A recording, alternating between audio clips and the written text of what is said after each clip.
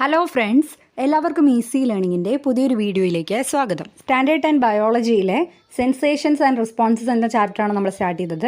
ഇത് അതിൻ്റെ second part video ആണ്. അപ്പോൾ ഇന്നത്തെ വീഡിയോയിൽ നമ്മൾ ഡിസ്കസ് ചെയ്യാൻ പോകുന്ന ഫസ്റ്റ് ടോപ്പിക്കാണ് synapse. Impulses generated in the receptor cells reach the brain.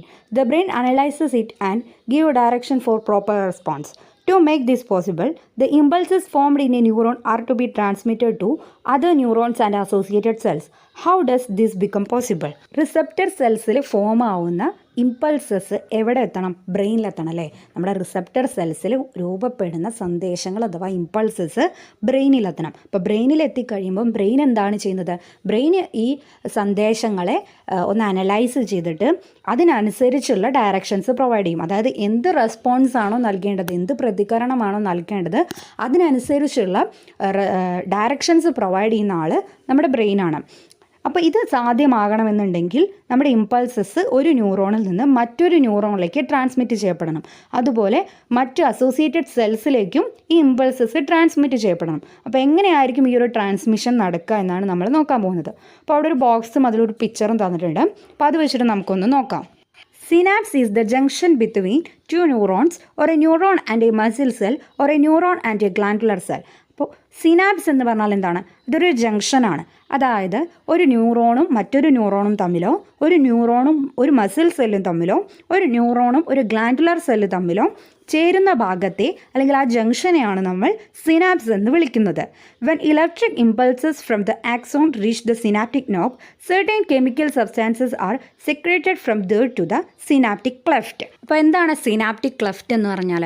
അതായത് ഈ സിനാപ്റ്റിക് നോബിൻ്റെയും ഡെൻഡ്രൈറ്റിൻ്റെയും ഇടയിലുള്ള ആ ഒരു സ്പേസ്, ആ വിടവിനെയാണ് നമ്മൾ സിനാപ്റ്റിക് ക്ലെഫ്റ്റ് എന്ന് വിളിക്കുന്നത്.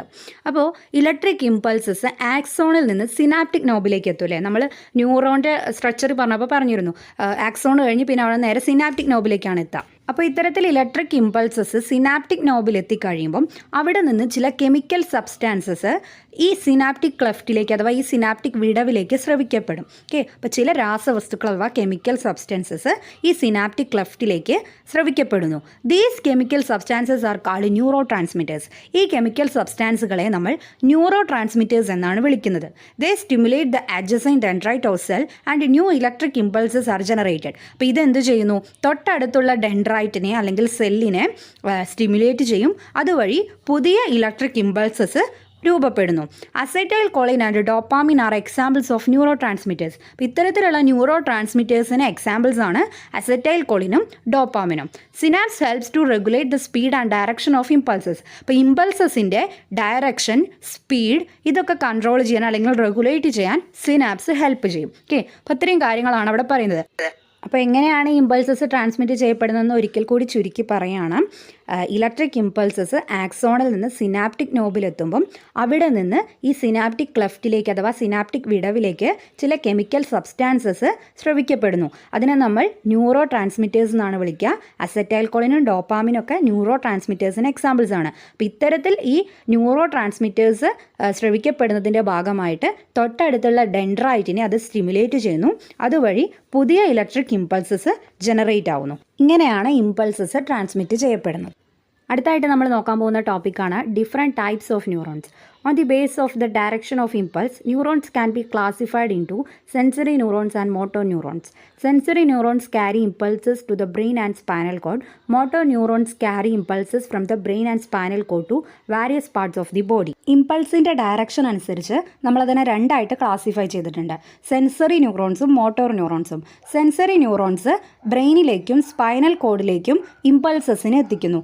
എന്നാൽ മോട്ടോർ ന്യൂറോൺസ് ബ്രെയിനിൽ നിന്നും സ്പൈനൽ കോഡിൽ നിന്നും ഇമ്പൾസസിനെ ബോഡിയുടെ വിവിധ പാർട്സിലേക്ക് എത്തിക്കുന്നു. അപ്പോൾ ഇതാണ് ന്യൂറോൺസിൻ്റെ ഇമ്പോർട്ടൻ്റ് ആയിട്ടുള്ള രണ്ട് categories, sensory neurons and motor neurons. അടുത്തായിട്ട് നമ്മൾ നോക്കാൻ പോകുന്നത് ഡിഫറെൻറ്റ് ടൈപ്സ് ഓഫ് നെർവ്സ് ഏതൊക്കെയാണെന്നാണ്. You know that nerves are group of axons or nerve fibres. അപ്പോൾ ആക്സോണുകളുടെ കൂട്ടത്തെ അല്ലെങ്കിൽ നെർവ് ഫൈബേഴ്സിൻ്റെ കൂട്ടത്തെയാണ് നമ്മൾ നെർവ്സ് എന്ന് വിളിക്കുന്നത്. They are covered by connective tissues. അപ്പോൾ നെർവ്സ് എല്ലാം കണക്റ്റീവ് ടിഷ്യൂസിനാൽ കവർ ചെയ്യപ്പെട്ടിരിക്കുന്നു.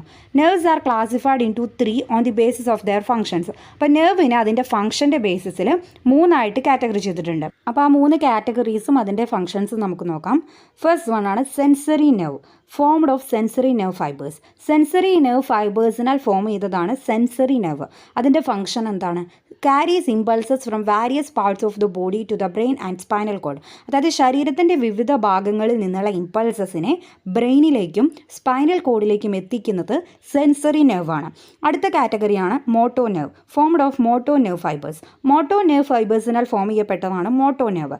Carries impulses from brain and spinal cord to various parts of the body. ബ്രെയിനിലേക്കും സ്പൈനൽ കോഡിലേക്കും എത്തിയ ഇമ്പൾസസിനെ ബോഡിയുടെ വിവിധ പാർട്സിലേക്ക് ക്യാരി ചെയ്യുന്നത് കൊണ്ടുപോകുന്നത് മോട്ടോ നെർവ്സ് ആണ്. ലാസ്റ്റ് വൺ ആണ് mixed nerve, formed of sensory nerve fibres and motor nerve fibres. Sensory nerve ഫൈബേഴ്സിനാലും മോട്ടോ നെർവ് ഫൈബേഴ്സിനാലും ഫോം ചെയ്യപ്പെട്ടതാണ് മിക്സഡ് നെർവ്. ഇതിൻ്റെ function carries impulses to and from the brain and spinal cord. ബ്രെയിനിലേക്കും spinal കോഡിലേക്കും അതുപോലെ അവിടുന്ന് തിരിച്ചുള്ള ഇമ്പൾസസിനെ രണ്ടിനെയും ക്യാരി ചെയ്യുന്ന നെർവ്സ് ആണ് മിക്സഡ് നെർവ്സ്. അടുത്തായിട്ട് നമ്മൾ നോക്കാൻ പോകുന്ന ടോപ്പിക്കാണ് nervous system. The nervous system consist of 2 parts, namely the central nervous system and the peripheral nervous system. അപ്പോൾ നമ്മൾ നെർവസ് സിസ്റ്റത്തെ രണ്ടായിട്ട് തിരിച്ചിട്ടുണ്ട്, സെൻട്രൽ നെർവസ് സിസ്റ്റം അതുപോലെ പെരിഫറൽ നെർവസ് സിസ്റ്റം. അപ്പോൾ സെൻട്രൽ നെർവസ് സിസ്റ്റം എന്ന് പറയുമ്പോൾ അതിൽ ഉൾപ്പെടുന്നത് ബ്രെയിനും സ്പൈനൽ കോഡുമാണ്. പെരിഫറൽ നെർവസ് സിസ്റ്റത്തിൽ ഉൾപ്പെടുന്നത് 12 pair cranial nerves and 31 pair spinal nerves. Okay, അപ്പോൾ ഇതാണ് നെർവസ് സിസ്റ്റത്തിൻ്റെ 2 ക്ലാസിഫിക്കേഷൻ. അപ്പോൾ അതിലെ സെൻട്രൽ നെർവസ് സിസ്റ്റത്തിൽ വരുന്ന ബ്രെയിനിനെ കുറിച്ചാണ് നമ്മളിനി നോക്കാൻ പോകുന്നത്. വളരെ വളരെ ഇമ്പോർട്ടൻ്റ് ആയിട്ടുള്ള ടോപ്പിക്കാണ് ബ്രെയിൻ, അതിൻ്റെ പാർട്സ് അതുപോലെ അതിൻ്റെ ഫങ്ഷൻസ് ഒക്കെ. അപ്പോൾ നമുക്ക് അതിലേക്ക് കിടക്കാം. Brain is the central part of the nervous system. അപ്പോൾ നെർവസ് സിസ്റ്റത്തിൻ്റെ സെൻട്രൽ പാർട്ട് എന്നറിയപ്പെടുന്നത് ബ്രെയിനാണ്. The brain is protected inside the skull. സ്കള്ളിൻ്റെ ഉള്ളിലാണ് ബ്രെയിൻ പ്രൊട്ടക്റ്റ് ചെയ്തിരിക്കുന്നത്. നമ്മൾ തലയോട് എന്നൊക്കെ പറയുമല്ലോ, അതാണ് സ്കള്ള്. അപ്പോൾ അതിൻ്റെ ഉള്ളിലാണ് ബ്രെയിൻ പ്രൊട്ടക്റ്റ് ചെയ്തിരിക്കുന്നത്. It is covered by the meninges, a 3 layered membrane. അപ്പോൾ ഇതിനെ കവർ ചെയ്തിട്ടുള്ള ഒരു 3 ലെയർഡ് മെംബ്രെയിൻ, 3 ലെയർ ആയിട്ടുള്ള ഒരു മെംബ്രെയിനാണ് meninges. The cerebrospinal fluid is filled within the inner membranes of meninges and the ventricles of the brain. അപ്പോൾ ഈ മെനിഞ്ചസിൻ്റെ inner മെംബ്രെയിൻസിലും അതുപോലെ ബ്രെയിനിൻ്റെ വെൻട്രിക്കിൾസ്, ബ്രെയിനിൻ്റെ അറകളിലും ഫില്ല് ചെയ്തിട്ടുള്ള ഒരു ഫ്ലൂയിഡാണ് cerebrospinal fluid. The cerebrospinal fluid formed from the blood is reabsorbed into the blood. അപ്പോൾ ഈ cerebrospinal fluid form ആവുന്നത് ബ്ലഡിൽ നിന്നാണ്, അത് തിരിച്ച് ബ്ലഡിലേക്ക് തന്നെ റീഅബ്സോർബ് ചെയ്യപ്പെടുന്നുണ്ട്. The functions of the cerebrospinal fluid are to provide nutrients and oxygen to the tissues of the brain, regulate the pressure inside the brain and to protect the brain from injuries. അപ്പോൾ ഈ ബ്രെയിന് protect ചെയ്യുന്നത്, ബ്രെയിനിന് ആവശ്യമായുള്ള nutrients and oxygen എത്തിച്ചു കൊടുക്കുന്നത്, ബ്രെയിനിൻ്റെ ഉള്ളിലെ pressure regulate ചെയ്യുന്നത്, ഇതെല്ലാം ഫങ്ഷൻസും ചെയ്യുന്നത് ആരാണ്? സെറിബ്രോസ്പൈനൽ ഫ്ലൂയിഡാണ്. ഓക്കെ, അപ്പോൾ സെറിബ്രോസ്പൈനൽ ഫ്ലൂയിഡിൻ്റെ ഫങ്ഷൻസ് നിങ്ങൾ നിർബന്ധമായിട്ടും പഠിച്ചു വയ്ക്കണം, വെരി വെരി ഇമ്പോർട്ടൻറ്റ്. അപ്പോൾ എന്തൊക്കെയാണ് സെറിബ്രോസ്പൈനൽ ഫ്ലൂയിഡിൻ്റെ ധർമ്മങ്ങൾ അഥവാ functions? Provide nutrients and oxygen to the tissues of brain. ബ്രെയിനിൻ്റെ ടിഷ്യൂസിന് ഓക്സിജനും ന്യൂട്രിയൻസും എത്തിക്കുക. Regulate the pressure inside the brain. ബ്രെയിനിൻ്റെ ഉള്ളിലെ പ്രഷർ റെഗുലേറ്റ് ചെയ്യുക, മർദ്ദം ക്രമീകരിക്കുക. And protect the brain from injuries. ഇഞ്ചുറീസിൽ നിന്നെല്ലാം ബ്രെയിനിനെ പ്രൊട്ടക്റ്റ് ചെയ്യാം. ഓക്കെ, അപ്പോൾ ഇത്രയും കാര്യങ്ങളാണ് നമ്മളിവിടെ നോക്കിയത്. അടുത്തായിട്ട് നമ്മൾ നോക്കാൻ പോകുന്നത് വളരെ വളരെ ഇമ്പോർട്ടൻ്റ് ആയിട്ടുള്ളൊരു ടോപ്പിക്കാണ്, ബ്രെയിനിൻ്റെ വിവിധ പാർട്സും അതിൻ്റെ ഫങ്ഷൻസും. അതിൽ ഫസ്റ്റ് നമ്മൾ നോക്കുന്നതാണ് cerebrum, the largest part of the brain. ബ്രെയിനിലെ ഏറ്റവും വലിയ ഭാഗമാണ് cerebrum. Numerous fissures and folds are seen. ധാരാളം മടക്കുകളും ചുളിവുകളും ഒക്കെ കാണപ്പെടുന്ന ഭാഗമാണ് cerebrum. The grey coloured outer part of cerebrum is called cortex and the white coloured inner part is called medulla. സെറിബ്രത്തിൻ്റെ ഗ്രേ കളറിലുള്ള ഔട്ടർ പാർട്ടിനെ, പുറം ഭാഗത്തെ നമ്മൾ കോർട്ടെക്സ് എന്ന് വിളിക്കുന്നു. വൈറ്റ് കളറായിട്ടുള്ള ഇന്നർ പാർട്ടിനെ, ഉൾഭാഗത്തെ നമ്മൾ മെഡുല എന്നും വിളിക്കുന്നു. Centre of thought, intelligence, memory and imagination. അപ്പോൾ ചിന്ത, ബുദ്ധി, ഓർമ്മ, ഭാവന, തോട്ട്, ഇൻ്റലിജൻസ്, മെമ്മറി, ഇമാജിനേഷൻ, ഇതിൻ്റെയൊക്കെ സെൻറ്ററാണ് സെറിബ്രം. ഇവോക്ക് സെൻസേഷൻസ് അഥവാ ഇന്ദ്രിയ അനുഭവങ്ങളൊക്കെ ഉണ്ടാക്കുന്നത് സെറിബ്രമാണ്. Then controls voluntary movements. നമ്മുടെ ശരീരത്തിലെ വോളണ്ടറി മൂവ്മെൻറ്റ്സിനെ കൺട്രോൾ ചെയ്യുന്നതും സെറിബ്രമാണ്. ഇനി സെക്കൻഡ് പാർട്ടാണ് cerebellum, the second largest part of the brain. ബ്രെയിനിലെ രണ്ടാമത്തെ വലിയ ഭാഗമാണ് cerebellum. Seen behind the cerebrum as 2 flaps. സെറിബ്രത്തിൻ്റെ പുറകിലായിട്ട് 2 ഫ്ലാപ്സ് ആയിട്ടാണ് സെറിബെല്ലം കാണപ്പെടുന്നത്. Fissures and grooves are present. ധാരാളം ചുളിവുകളും ചാലുകളൊക്കെ കാണപ്പെടുന്നുണ്ട്. Coordinates muscular activities and maintains equilibrium of the body. അപ്പോൾ നമ്മുടെ ശരീരത്തിലെ മസ്കുലർ ആക്ടിവിറ്റീസിനെയൊക്കെ കോർഡിനേറ്റ് ചെയ്ത് ശരീരത്തിൻ്റെ ഇക്വിലിബ്രിയം മെയിൻറ്റെയിൻ ചെയ്യാൻ സഹായിക്കുന്നു. അതായത് ശരീരത്തിൻ്റെ തുലനാവസ്ഥ മെയിൻറ്റെയിൻ ചെയ്യാൻ സഹായിക്കുന്നത് സെറിബെല്ലമാണ്. അടുത്തൊരു ഭാഗമാണ് medulla oblongata. The rod shaped medulla oblongata is seen below the cerebrum located near the cerebellum. അപ്പോൾ ഈ മെഡുല്ല ഒംപ്ലാങ്കേറ്റ ഒരു റോഡിൻ്റെ ഷേപ്പിലാണുള്ളത്, അതായത് ദണ്ടിൻ്റെയൊക്കെ ആകൃതിയിലാണുള്ളത്. ഇത് സെറിബ്രത്തിൻ്റെ താഴത്തായിട്ട് സെറിബെല്ലത്തോട് ചേർന്നാണ് കാണുന്നത്.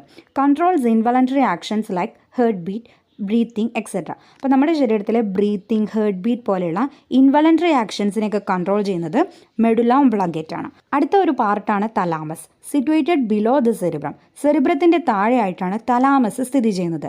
Act as relay station of impulses to and from the cerebrum. സെറിബ്രത്തിൽ നിന്നും അതുപോലെ സെറിബ്രത്തിലേക്കുള്ള ഇമ്പൾസസിൻ്റെ ഒരു റിലേ സ്റ്റേഷനായിട്ട് ആക്ട് ചെയ്യുന്നത് തലാമസ് ആണ്. Okay, analyzes impulses from various parts of the body and sends the important ones to the cerebrum. അതായത് ശരീരത്തിൻ്റെ വിവിധ ഭാഗങ്ങളിൽ നിന്ന് വരുന്ന ഇമ്പൾസസിനെ അനലൈസ് ചെയ്തിട്ട് അതിൽ നിന്ന് ആവശ്യമുള്ളവയെ മാത്രം, അഥവാ ഇമ്പോർട്ടൻ്റ് ആയിട്ടുള്ള ഇമ്പൾസസിനെ മാത്രം സെറിബ്രത്തിലേക്ക് അയക്കുന്നത് ആരാണ്? തലാമസ് ആണ്. അടുത്ത ലാസ്റ്റ് പാർട്ടാണ് hypothalamus, situated just below the thalamus. തലാമസിൻ്റെ തൊട്ട് താഴെയാണ് ഹൈപ്പോ തലാമസ് സ്ഥിതി ചെയ്യുന്നത്. Plays a major role in the maintenance of homeostasis. അതായത് ആന്തര സമസ്ഥിതി പരിപാലനത്തിനൊക്കെ സഹായിക്കുന്നത് ഹൈപ്പോ തലാമസ് ആണ്. അപ്പോൾ എന്താണ് ഹോമിയോസ്റ്റേസിസ് അഥവാ ആന്തര സമസ്ഥിതി പരിപാലനം എന്ന് പറഞ്ഞാൽ? എക്സ്റ്റേണൽ ചേഞ്ചസുമായിട്ടൊക്കെ കോപ്പ് ചെയ്യാൻ കഴിയുന്ന ബോഡിയുടെ എബിലിറ്റിയാണ് നമ്മൾ ഹോമിയോസ്റ്റേസിസ് എന്ന് വിളിക്കുന്നത്. അപ്പോൾ ഇത്രയും കാര്യങ്ങളാണ് നമ്മൾ ഇന്നത്തെ വീഡിയോയിൽ ഡിസ്കസ് ചെയ്യുന്നത്. അപ്പോൾ വീഡിയോ നിങ്ങൾക്ക് ഉപകാരപ്പെട്ടിട്ടുണ്ടെങ്കിൽ ചാനൽ സബ്സ്ക്രൈബ് ചെയ്യുക. കൂടാതെ ബെല്ലൈക്കൺ കൂടി എനേബിൾ ചെയ്യാമെങ്കിൽ മാത്രമേ ഞാനിടുന്ന വീഡിയോസിൻ്റെ നോട്ടിഫിക്കേഷൻസ് നിങ്ങൾക്ക് കിട്ടുള്ളൂ. പുതിയൊരു വീഡിയോ ആയിട്ട് വീണ്ടും കാണാം. താങ്ക്